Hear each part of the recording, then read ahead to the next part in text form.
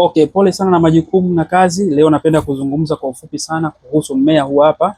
Huu mmea unaitwa mwarobaini, ni mti wa asili ambao umetokea sana India, lakini uko katika mazingira mengi sana ya kwetu. Huu ni mwarobaini, lakini mwarobaini jike unafahamika kwa tiba nyingi sana kwa magonjwa zaidi ya 40.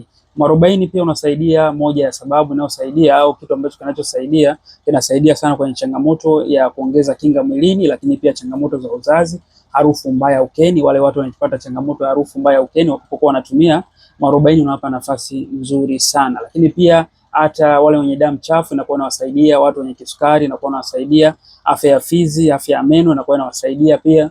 Lakini pia hata wale watu ambao matatizo ya ngozi, matatizo ya tumbo, lakini hata matatizo ya bakteria, matatizo ya fungus, matatizo ya virusi, virus, unapokuwa unatumia hii inakuwa inakusaidia na kuwa na kinga yako mwilini na kuwa iko bora zaidi. Hii inaweza kutumika kama majani yake, vigogo, inaweza kutumika mizizi au kutumika magome yake.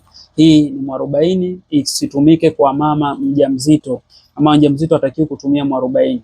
Lakini pia hii ikitumika vizuri, mwili wako unakuwa bora zaidi na mwili wako unakuwa katika mpangilio na unakuwa katika afya bora. Tuambie umejifunza nini siku ya leo na unatamani kipindi kinachokuja tujifunze kitu gani au tuelekeze kwenye kitu gani. Karibu sana na Mungu awabariki sana na popote mlipo, lakini usisahau kucomment na kulike, lakini pia usisahau kusubscribe kwenye hiyo button hapo chini. Asante sana na Mungu awabariki.